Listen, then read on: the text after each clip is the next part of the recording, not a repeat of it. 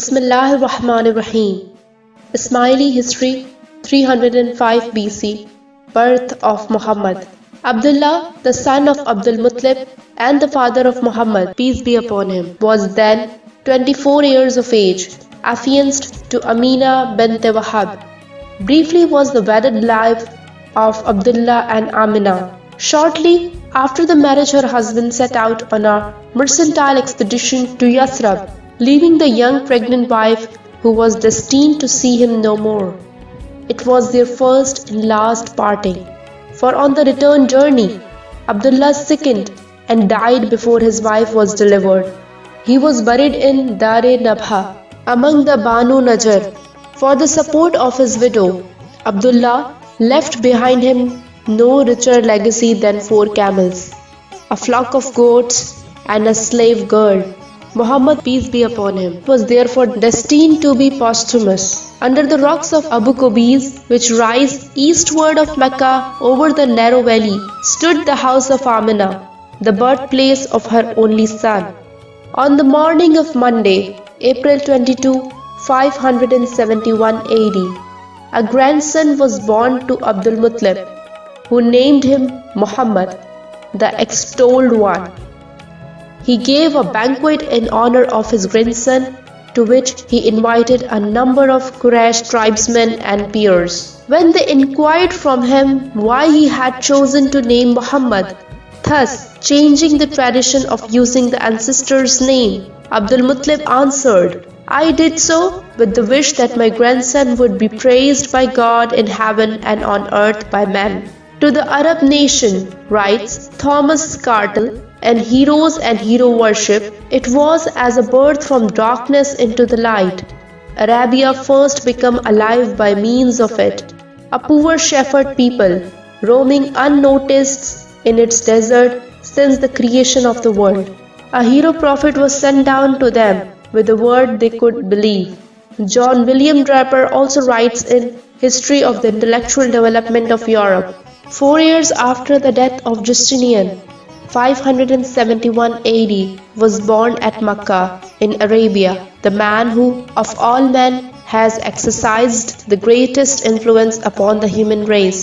According to The Life of Muhammad by Dremingen, Muhammad, peace be upon him, appeared on the scene at one of the darkest periods in all history, when all the civilizations from Merovingian Gaul to India were falling to ruin or were in a state of troubled gestation.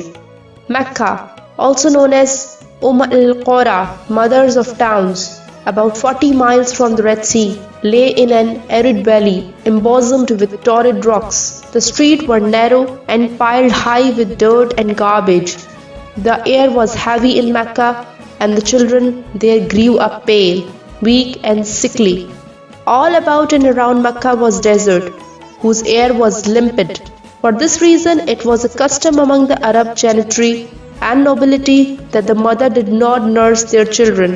They would give their sucking infants into the charge of Badawi women shortly after birth to suckle and nourish them. Abdul Muttalib assigned his grandson into the nursing care of Halima al-Sadiya, the daughter of Abu Duhaib, belonging to the clan of Saad, near Mount Taif, situated to the east of Mecca.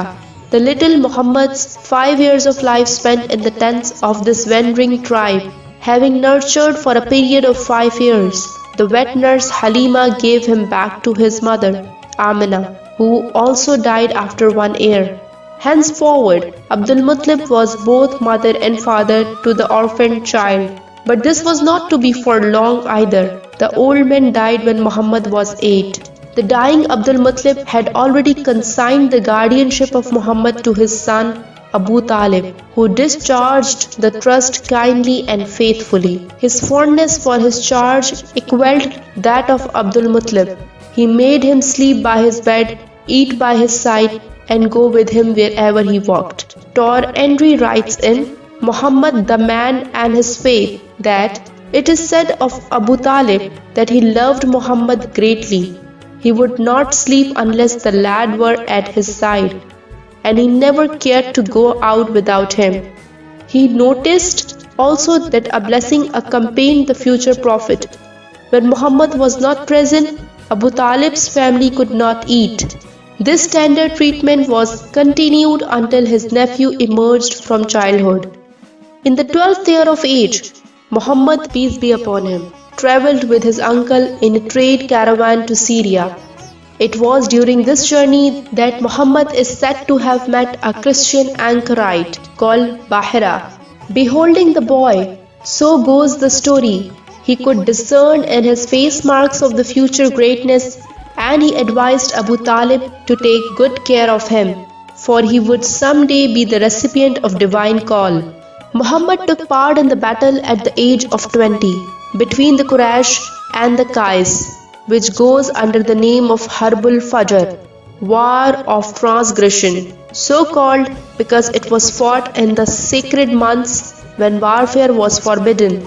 But his part in it was not that of actual fighting, but only of handing over arrows to his uncle. After that, he participated in the alliance known as Hilf al-Fadl, formed to vindicate the rights of the weak, and he oppressed against tyranny. Each member of the alliance was bound in honor to defend the helpless against all manner of oppression. The credit of taking the lead in the formation of this humanitarian organization was due to Muhammad and his family, Banu Hashim. His early inclinations to render help to the distressed go to show that human sympathy was implanted in his very nature. At this early age, Muhammad's integrity had already won household fame in the town of Makkah. He was commonly known as Al-Amin, the trustworthy. The epithet does not imply honesty alone, but is all-comprehensive, denoting righteousness in every form. Whosoever happened to have any dealings with him at this period never ceased to praise him all his life. It was about this time that the necessity arose for the reconstruction of the Kaaba. The requisite material being all provided, the Quraysh jointly undertook the work. In the course of construction, a serious dispute arose as to who should have the proud privilege of laying the black stone. This might have resulted in the outbreak of inter-tribal feuds, when there rose a hoary-headed man with his elderly advice to refer the matter to an arbitrator. Whoever, he suggested, should be the first to appear at the Kaaba the following day should be accepted as a judge to decide the point at issue. The proposal was unanimously agreed. All were eagerly awaiting the next morning, when lo, to the satisfaction of all, it was a personage no other than Muhammad. "Here is Al-Amin! Here is Al-Amin!" all shouted in one voice, and the general confidence in him was fully justified. Taking a sheet of cloth, he placed the black stone thereon with his own hands, and then he invited principal men from every clan to hold the sheet by the four ends, and thus equally share in the honor of lifting the stone to its position. Highlights of the year 306 BC will be discussed in the next video. Stay tuned.